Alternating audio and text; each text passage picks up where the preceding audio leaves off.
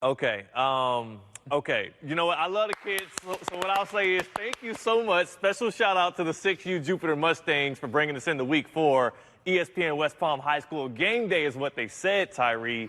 And you know what? I'm Theo Dorsey. This is ESPN 106.3, and we're about to break some records with the amount of games that we're ripping through tonight. So I'm excited either way, and I love that we got that start from those kids. Are you? I love it. You sure? He loved it, kids. I thought it was great, okay? I thought it was great. We're going to work on it. Just like the game that we saw in Vero Beach. June 24th saw number 9 Fort Pierce Westwood defeat number 1 Vero Beach in the Kaiser and ESPN West Palm 7-on-7 tournament. But tonight, well, the Fighting Indians were looking for revenge when they hosted the Westwood Panthers. Tyler Aronson, let me tell you, Theo, must have listened to Lil Wayne's Rebirth album before the game because SMQ Mate was on fire. He talked with 4 times. You know that song, right? I know. Well, no, I don't. Okay. That's sorry. Anyways, he talked for 4 touchdowns while the defense stood still like a soldier as they get the victory 35-0 to improve to 4-1. I'm more of an old school Wayne guy. Yeah, you are old. That is true. An unfamiliar foe for the number 3 Cardinal Newman tonight, defending state champions out of Massachusetts.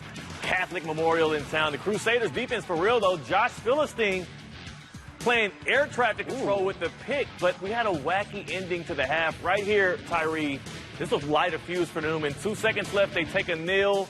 Jack Daniels timeout, and with 1 second left in the half, Luke Warnock to Nashawn Montgomery. I mean, come on, that's great coaching. Touchdown, Cardinal Newman. Cardinal Newman would take the lead and never look back. 35-2.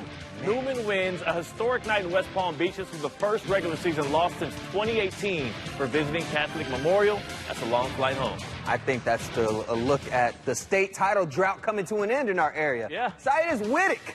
My boy C. Wig and Coach Jimmy Bell on the call in Stewart, number 1 Treasure Coast at Martin County. Scoreless in the first, 4th and goal defensive stand by Martin County, but that turns into this. USF commit Jafari Grant with the sack fumble, number 99 on the field and number 11 on top 63. Titans Omaria Kinsler recovers it for the score. And just before the half, are pigs flying? Treasure Coast! Man, tossing the pig, screwing around. Ahmad Atwell to Gabriel have been posed for the foes. TC leads 14-0 going into the half, and the Titans go on to win 35-12. I never thought I'd see Treasure Coast throw the ball like this. Man. And improve to 4-0 while doing it. Last season's win total just after Itis of September. Man, that's awesome. Let's go into last night's game with the Blue Devils Pahokee. Welcome number 7 Palm Beach Central for a thriller, my friends. Fourth quarter brings out the dogs, and Central's Nedrick Bolden said he's got the biggest bark. Yeah. Rushing touchdown ties the game at 27, sends us into extra football. Pahokee's opening drive, and QB Henry Boyd scrambled around, trying to get into the end zone, but that defense stuck well. All he found was white jerseys for the field goal. Nedrick Bolden said, wrong move, bucko, should have scored. He bozes into the end zone. Central, they get the victory in overtime, 33-30 in the muck. You can see how they're celebrating, Theo. They were turning up. Kicking it. Number 5 Atlantic looking to stay perfect on the year. They hosted Boca Raton last night. And, well, the Eagles, they get it done pretty much at every phase. All over the field, they're having their way. Offense. Defense. That was disgusting. Special teams. That was nasty. I don't know why I downplayed it. And also right here, I mean, come on, Jaden Parrish. Pick 6. He gets enough touchdowns on offense. How about one as a linebacker as well? That's what he'll be playing for Florida State next year. 44-14. Atlantic wins it. I mean, they're steamrolling through the competition, but they've got a big test next week. The Eagles going to travel to West Palm Beach. We got Atlantic versus Cardinal Newman. Got to be the game of the week. Got to be. Hey, y'all got to grab your jelly beans and stay in your seats for that one. It's going to be fun. Over in Palm Beach Lakes, I don't Jelly think. beans. Yeah, I know you don't eat them, but I do. Palm Beach Lakes High School, where the Rams hosted the undefeated Seminole Ridge Hawks. And this one was all Hawks from the get-go. A couple of touchdowns, you know, in the first quarter by Markin Griffins and Roberto Venrose would lead to a 34-0 victory for Ridge. I'm liking the defense we're seeing out of these teams. The Hawks complete their 3rd shutout in a row to move to 4-0 on the year, while the Rams will fall to 2-2. Still, good for the Rams, better than their wins last season. It was a party in the Lions' Den. Kings Academy hosting John Carroll Catholic. The score was tied at 7 before Oh! Come on. Tyree. Yo, hands. Back-to-back receiving touchdowns by Javion Jones. I see you. Top 63 member, Marion Victor, would blow it through the water. The Lions, they're not looking back. They're the kings of the jungle, and their reign holds high on their own domain. They're at home. Pretty good play right there, too. 39-13, Kings Academy wins. They win their third game in a row and move to 3-1 on the year, while the Rams, they fall to 0-4. Man, Marion Victor is still leading the county in rushing. Oh, yeah. They busted out the pool floats after waiting out the rain at Berean Christian. It was Boca Christian bringing the thunder and lightning in this one. I like the floats. I can't swim, so I need them. Yeah? Yeah, I can't swim. Well, you know what? The Blazers were swimming in points. 27-0, the victory over the hosting Bulldogs. Defense has yet to allow a single point this season for Boca Christian. First time since 2014 that Boca Christian has started the year at 4-0. I like that. We still have more to get to in Week 4, but Theo, have you seen some of the action on tap in Week 5? I haven't. Atlantic pays a visit to Cardinal Newman. We talked about that, a top 5 battle. Jensen Beach hasn't allowed a point this year, but they'll put their biggest test next week when they host Chauncey Bowens and Benjamin. Two teams looking to get back into the top 10. Boynton Beach will visit West Boca, and you could throw out the records. It's the 40th edition of the Martin County Bowl between Martin County and South Fork. And you know we'll be there for that game. I think we can keep the records for that one. We'll, of course, have you covered next week with those games. And, Tyree, we've got so much more Sports Zone coming back, huh? Go to break. Go to break. Stick around. Why you did that? You're watching ESPN West Palm High School Game Day.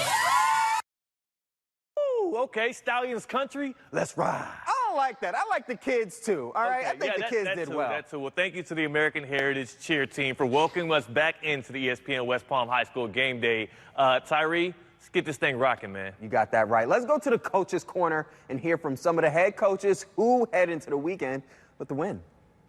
I mean, obviously winning in front of our home fans. We played better last week, and again, I told them we've been climbing the ladder, and we felt like we had a good opportunity this week to get one in the book.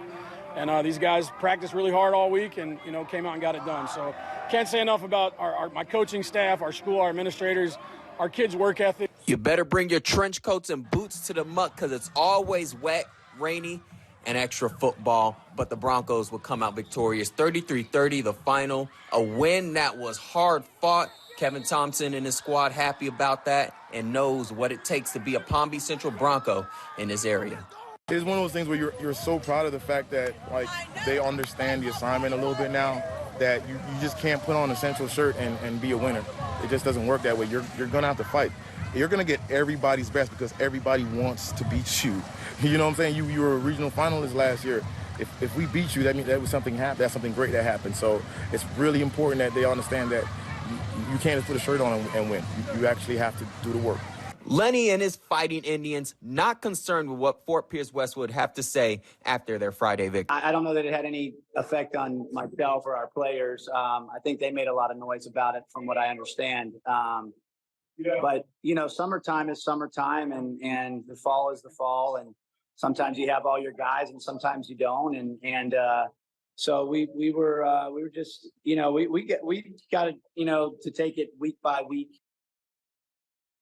Let's go back to the muck from yesterday, Theo, because Palm Beach Gardens went on the road to take on Glade Central. Both teams looking to bounce back from losses last week and add to that win column. The defense for the Gators was tough, unlike Theo's Chiefs. Okay, that's uncalled I'm just for. saying. Gardens with a 7-0 lead at the half quickly turns into a 35-0 blowout, which is what happened to the Chiefs on Sunday.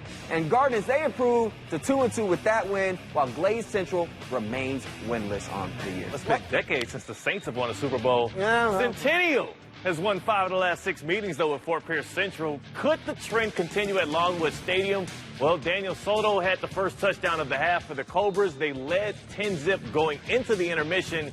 And Central, well, they had that ground game going all night long at home. And then defensively, the Cobras were rallying in the backfield. Check out this sack by DJ Thomas, Tyree. Ooh. Yeah, that's like Chris Jones on any quarterback the Saints trot out there.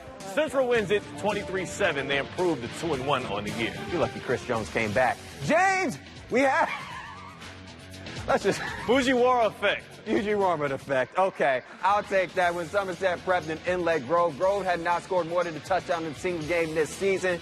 but that would change tonight. They rained down 44. They went on to get the victory against Somerset Prep 41-6. So many more highlights. You can check us at ESPN Top 63 to get all of them. That's Tyree Smith. I'm Theo Dorsey. I hope you enjoyed your Friday night.